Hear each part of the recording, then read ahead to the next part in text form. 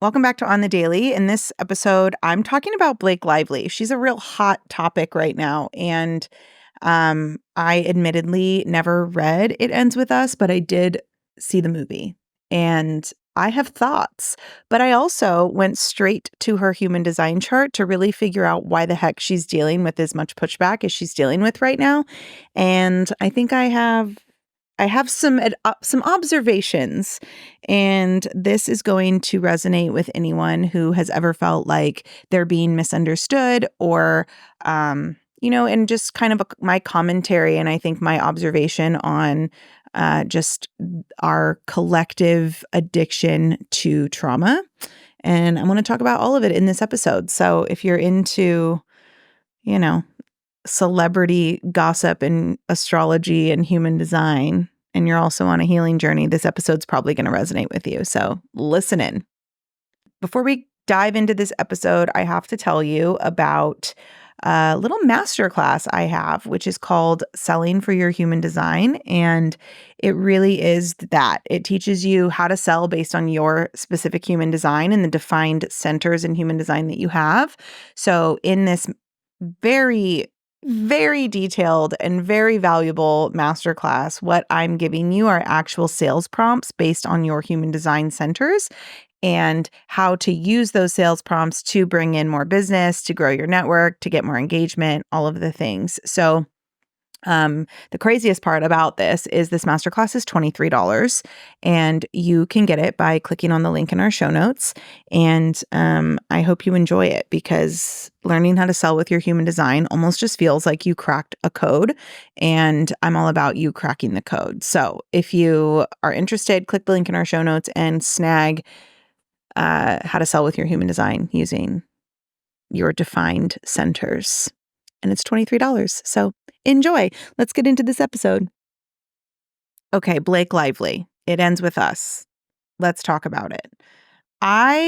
So the reason I wanted to do this episode is because I am on TikTok, like most of us, and I have been noticing how Blake has had a ton of criticism, and some of it I think might be warranted. I'm not really sure. I kind of think that most of it is not warranted now that I've seen the movie, but I admittedly never read the book by Colleen Hoover, It Ends With Us.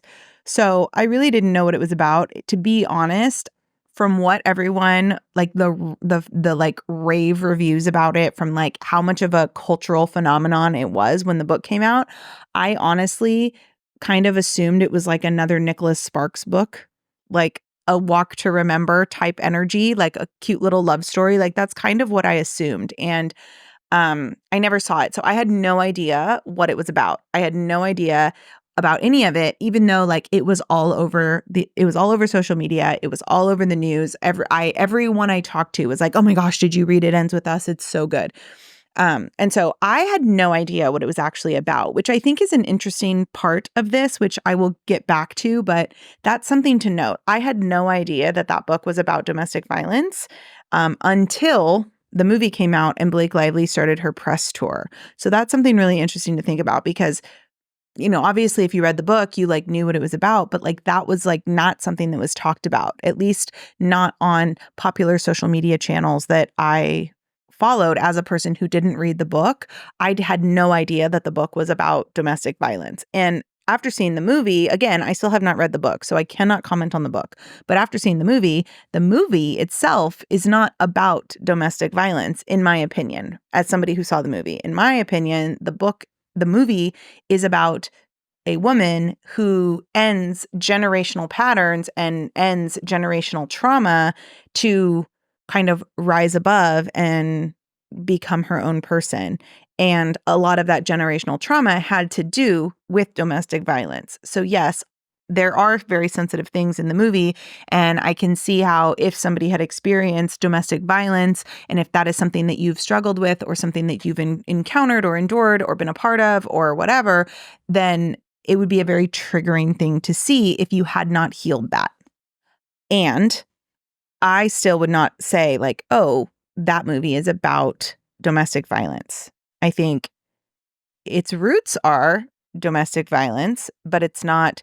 And I'm definitely going to give spoiler alerts. So if you have not read the book and you plan on seeing the movie, then maybe do that before you listen to this episode. But anyway, okay, so then Blake Lively, if you haven't been up to speed, so now Blake Lively is on her press tour. She's been, in the media, a lot of interviews, a lot of news about this movie and about this film and about the character, Lily Bloom. And a lot of people have felt that she is not being sensitive to domestic violence, and she's missing the mark, right? She's what's the term, like read the room. She's not reading the room. And it's been really interesting because I've started to just like watch interviews of her, and the way that she talks about this character is like, I don't think, like, I've heard her say in a few different interviews, I don't think that minimizing someone to the trauma they've been through is fair, because this movie is so much more than just about a woman who endured domestic violence. This woman, this movie, this film, this character is really a person who overcomes that, who decides to heal a lot of those generational patterns that have been passed down throughout generations. Her mom was abused. She obviously befriended a boy in high school whose mom was being abused, and she then got into a relationship where herself was starting to be abused. And she didn't necessarily realize it at first, and there was a little bit of this like generational pattern that was like kind of recirculating with this character in this movie. And it was there's a young boy, Atlas, who is now a grown-up man, who like recognizes it and kind of is like the first person to be like, that's not okay, and kind of like start to shake her out of this pattern that she had been in. Anyway, so Blake Lively's talking about this on this interview, and she's saying like, it's not about domestic violence. It's about the hero story of a woman who overcomes it. It's about the hero story of a woman who decides to heal. And, we are women who endure domestic violence. Like, you're so much more than that. You're so much more than just the violence. You're so much more than just a victim to domestic violence. You are strong, and you have all these colors, and you have all these layers, and you have all of these different, there's all these different like parts of you that, it's not fair for it to get diminished into, oh, she's a domestic violence survivor. Well, the internet has, and obviously like what you watch is what you're going to get more of. So like the fact that I've now like watched a lot of this commentary on Blake Lively, obviously the algorithm is going to show me more of that. So this may not even be popular opinion, but from the corner of the internet that I've been exploring, this is the popular opinion, is that Blake Lively is missing the mark. I'm kicking over coffee tables in this studio, but anyway. Blake Lively, the commentary is Blake Lively is missing the mark. Blake Lively is not understanding. She's completely overlooking. She's diminishing. She's minimizing, what a lot of women actually go through. I don't know if I agree with that. I do know. I don't agree with that. I think that we as a society have been taught and conditioned to be addicted to trauma, which fuels our addiction to outrage. So what do I mean by that? We've been taught that trauma is something that we all go through, and it kind of keeps us stuck in patterns, and it becomes the reason why we don't accomplish everything that we want. And that's perpetuated by the media. It's perpetuated by politics. It's perpetuated by religion. It's perpetuated by a lot of different things. And that becomes, in my opinion, really problematic. And by the way, I don't even think I need to say this, but I will. I am not in any way diminishing domestic violence and minimizing the effects that has on a person. I am very aware that any sort of domestic violence, any sort of trauma you experience lives in your body. Like it actually lives in your body, and it stores in your muscle fascia. It stores in your memories. It stores in your digestion. It stores in your sympathetic and parasympathetic nervous systems. Like I know that. And we are taught to let the trauma control us. And so I think what happened is there are people who saw this movie, who read this book, that maybe have experienced the horrific effects of domestic violence of some sort, and maybe have not been equipped with the tools or have not done the work, because part of it could be that people have been equipped with the tools and then have just chosen not to heal it, or they truly have not been given the tools to heal it. And so whatever it is, I think there are people that have not healed this trauma. And I'm not saying that healing the trauma means it's never going to come back up, because obviously healing is it's not linear. It's very cyclical. Like every new thing you go through, like I have clients that have endured domestic violence and have healed it, but then the next time they go to, like, even in their business, the effects of that trauma show up. So I'm not by any means saying that, like, oh, you healed it, it's gone. No, I'm saying you healed it to a certain extent, and then it's probably going to come back up at a certain point. But this trauma that still lives in people saw this movie, people read this book, and they see the character of Lily Bloom probably triggered them in a certain way, because Lily, again, spoiler alert, if you haven't seen it, you might want to push pause. Lily heals her. She decides that she's going to end this generational pattern. And although she had been physically abused by her husband multiple times and been gaslit to think it was an accident or it was her fault or whatever, she decides when she has her baby that she's going to walk away. She decides that she's going to no longer be a victim to that generational pattern that her mom had experienced, and probably her mom and her mom and her mom. She decided that literally the title of the book, I had no idea. This is another thing I had no idea. I thought It Ends With Us was like something about the person she was with. But It Ends With Us was literally her saying, like, the trauma we've endured ends with us, baby girl, like to her daughter when her daughter is born. And when her daughter is born, she asks for a divorce from the man that had been abusing her. And he was like kind of fighting with her on it. And she goes, I need to ask you something. Like, if you now that you have this daughter, because he's like holding her at the end, this man is, and the way that they cast this movie is so good, because this man is so handsome and he's so charming. And I think a lot of domestic violence, it portrays a side of domestic violence that a lot of people don't think about. Like, a lot of people think that, like, in order to be a domestic violence victim, like, you have to have like an alcoholic husband, like, that lives in a trailer park. And like, that is so not it. And most people, not to say that that doesn't happen, because it does, but this particular story told the story of a very successful neurosurgeon who's well liked, has a great family, all the things, and still has this dark side to him where he has an anger issue, and that anger comes out in the form of physical abuse to his wife.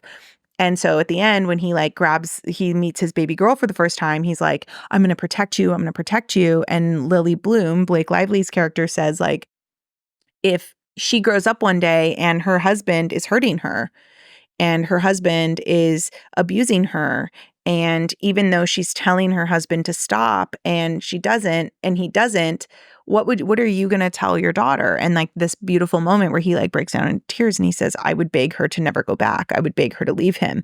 And she's like, right. So I want a divorce. And it like kind of ends with that. And he hands the baby to her and like leaves the room. And it kind of is implied that maybe he's not in the picture after that. I don't know. It doesn't really say. I don't know if the book says something different, but essentially Lily Bloom, this character, is deciding that she's going to do something different. She's no longer going to accept that is just the pattern she's going to be in. And I think that probably is very triggering to people who haven't overcome that or haven't left or watched their mom or their dad not leave when they were being abused. And so then when they see Blake Lively, the actress, going on this press tour and speaking from this confident place of like, I chose to tell the story of Lily Bloom, the survivor. I chose to tell the story of Lily Bloom, the person who overcomes and ends generational trauma.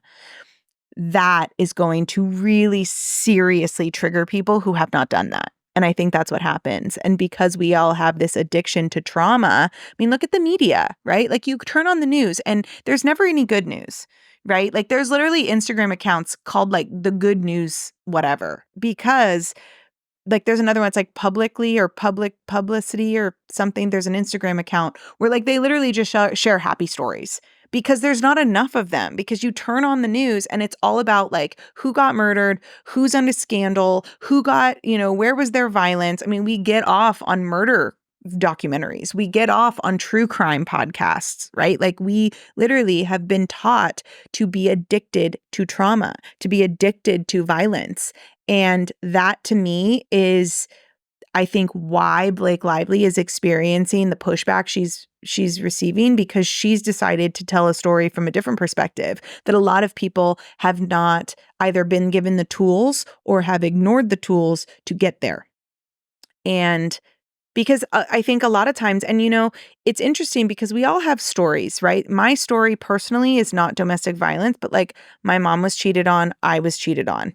And that I never chose to make that a story, but I know a lot of people who do choose to make that their stories. I've made other things my stories, like I've made the fact that like my dad was sick and needed me to take care of him. And like, there was a lot of like my dad's illness and like the fact that he was always like providing for me. Like I chose to make I've made that my story a lot.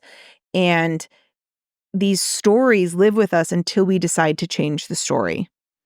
And I think that there's a lot of encouragement from society to not release those stories, because at the end of the day, who would we be without our stories, right? And I talk about this in business a lot. Like, who would you be without the story that like, money is hard to make and doesn't grow on trees? Who would you be without the story of money is the root of all evil? Who would you be without the story that like men are awful and, the patriarchy is terrible? And like, who would you be without all of that? And on the same token, who would you be without the victim inside of you? Who would you be if you weren't a victim of domestic violence? Who would you be if you weren't the victim of abuse in some way, the victim of something? And that is really hard. It is. I'm acknowledging that is very hard to overcome because it's so ingrained, not just in your mind, not just in your feelings, but in your body. Like, again, your muscle fascia, your cells, your bloodstream, your brain, your subconscious mind, your amygdala, which is responsible for your sympathetic nervous system, which is fight or flight. It is ingrained into those things. So it is very difficult to release. And if you don't release it, it will continue to be the story.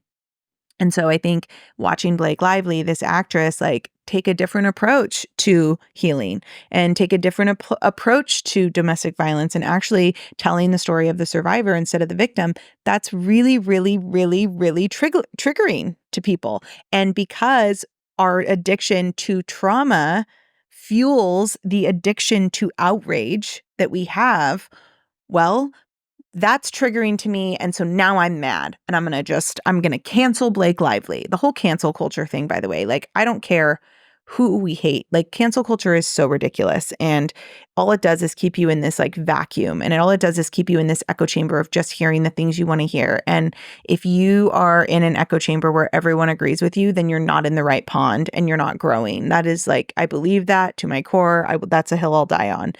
Anyway, so there's that. Now, the other thing I did is I went, and that's just kind of this, it's just like an observation. And I know that you might disagree with this. And also you might be in a system of abuse or violence. And if you are, we will put some resources in the show notes for where to get support and who to talk to about that, because I do think domestic violence is a very serious issue. And obviously, in order to get to the hero that overcomes it, energetic space, like, you first have to acknowledge that you are a victim and it's not okay. Regardless, like, none of it's okay.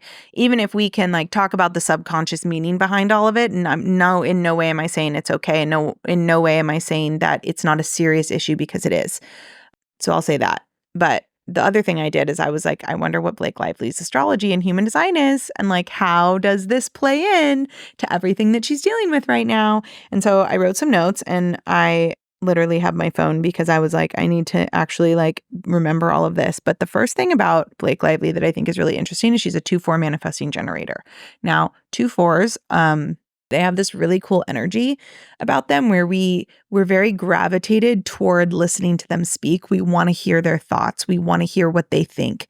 And I think she has that effect on people. And normally she's this fun, likable girl that, is beautiful, and Taylor Swift is her bestie. And so people just like really love her and they're really gravitated toward her. She's also a stellium Virgo sun and moon. She also has a Virgo Mercury, Venus, and Mars. Those are all of her planets in Virgo in her second house. So her second house of like wealth and finance and security is very dictated by Virgo energy, which is like a strong work ethic. It's a lot of attention to detail. It's perfectionism.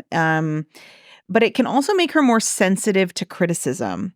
Virgo has a very, like, they wear their heart on the sleeve, which makes them very highly self-critical. And I think that they can be prone to anxiety in this way when things aren't going perfectly. And then that can just exacerbate the stress that they might be feeling in the face of, like, in Blake's case, public scrutiny. So she's very hard worker. She worked very hard on this role. She worked very hard to tell a story from a different perspective than the victim of domestic abuse story is usually told. She worked very hard to do this. She was very attention to details. She's almost a perfectionist in that way, where she really wanted to tell a different story. And so she was very clear about her motives.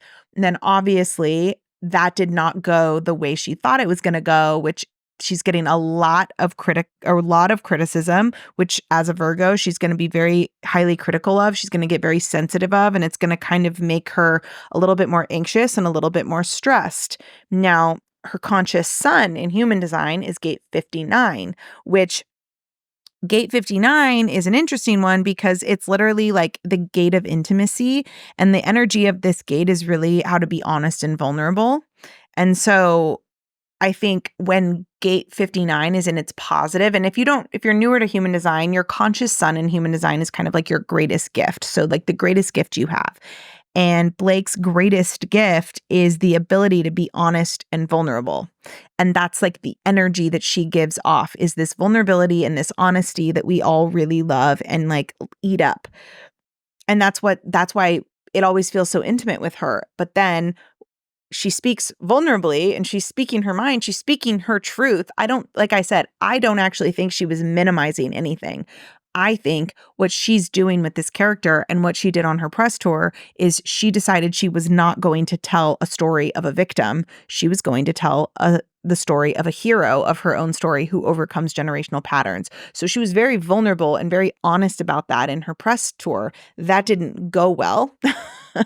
And what she faced was like public criticism, because a lot of the collective is addicted to struggle and trauma and has a lot of trauma. So that discomfort and that trigger is going to be projected back onto Blake, which is going to make her kind of get guarded. And when gate 59 is in its shadow, which I think is what we're seeing right now, gate 59 as a shadow shows up as avoiding vulnerability. So the more criticism she gets, the more she pulls back and stops being vulnerable. And the more it kind of comes off as this like jest energy a little bit. Now, the other thing about Blake is she has a Chiron, her Gemini, or her Chiron is in Gemini. And Chiron in Gemini, I have a Chiron in Gemini as well. And that Chiron energy is, or that the Chiron is the wounded healer. So a lot of the wounds that she came here to heal have to do with her ability to communicate, because Gemini is ruled by Mercury, which rules the mind and communication. And so a lot of the wounds she came here to overcome in this life are relating to communication and the way she thinks and the way she speaks. And so I think as she promotes this movie, the miscommunication or the criticism might hit really hard for her. And then that's bringing up wounds of insecurity, kind of related to how she's perceived and how she's heard, which when she gets insecure, she pulls back and stops being vulnerable, which is when people then criticize her more. So it's this like vicious cycle that she's now caught in. The other thing to note that I noticed about her chart is her Jupiter is in Aries. My Aries is in Jupiter as well, but it's currently retrograded for her. So it's at right now, Jupiter's at the final degree of Aries, and so it's currently in retrograde, which really can indicate, and as we're seeing, is indicating issues and I guess resistance with timing and public perception. Aries energy is obviously very bold. It's very assertive, but retrograde kind of suggests that maybe there will be delays or misunderstandings or missteps in how her actions are received. And I think the collective energy right now is just not aligning with her usual straightforward approach to things, which obviously causes friction for her, which obviously, as we're seeing, is causing a lot of like pushback. And because she's so assertive and just like herself and very vulnerable, it's causing her to kind of like close off, which then people are like, oh, she's minimizing domestic violence, which like is not what she's doing. That's not what she's doing. She chose to tell a different story, and it's not being received and it's being misunderstood. And I think a lot of that is because of her Jupiter Aries retrograde. The other thing I noticed was her North Node is in Aries. She's meant to step into more of an assertive, independent role in this life. And that can be really challenging when there is collective pushback on her actions, or when her actions are misunderstood by the collective. So again, the collective consciousness has an addiction to trauma and addiction to outrage. And those two things fuel each other. So because of that, her stepping into this assertive, more independent role, or choosing to tell a different story than what is classically told from this vantage point, is going against the collective energy in this type of situation. So her North Node is a destiny. So whatever your North Node is, that's your destiny in this life. So I think probably what she's going through is a really intense activation.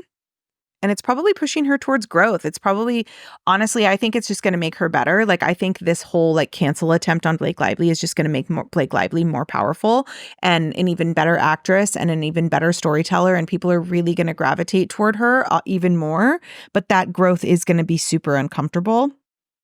You know, her like Neptune her Neptune is in Pisces, and it's currently opposing her Virgo placements. So there's a lot of ongoing retrograde there. There's a Venus retrograde in Leo. So I think these things are probably affecting her ability to present herself in the best light.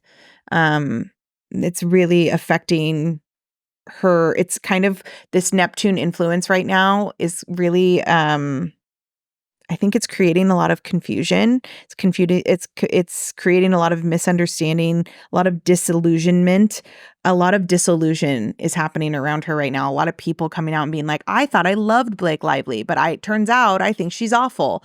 Or I maybe don't like I saw Perez Hilton post something and he was like, I always didn't really know much about Blake Lively except that she was Ryan Reynolds' wife and she's just this like beautiful girl. But like I've never really seen any of her movies and now I really don't like her. So there's a lot of like disillusionment that's happening around her. And then her Venus retrograde can bring up issues relating to her self-worth, her public image, but also her relationships to the forefront. Like people are like calling on Taylor Swift to cancel her, which like I think is the most ridiculous, stupid thing ever. But anyway, if anything, if this should tell you anything, it's that Blake Lively, if you are listening to this and you need an astrologer, I am your girl. If you need a human design coach, I am your girl. This is why human design and astrology is so big. Like I probably would have told her to like, if I was coaching her and I probably would have looked at her chart and been like, listen, like this, I love the way that you told this story, but like it's not going to be as received as well as you think it's going to. So maybe like let's have a little bit more sensitivity to the victims of domestic violence so that your message of the hero story and like the ending generational trauma can actually shine through.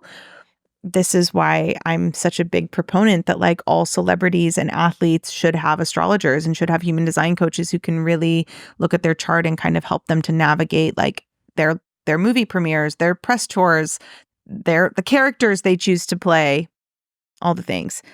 But I think we're experiencing a huge collective shift right now where we're all trying to heal the generational trauma. And so the more we try to heal it, the more resistance there's going to be, the more tension we're going to feel because growth is not easy.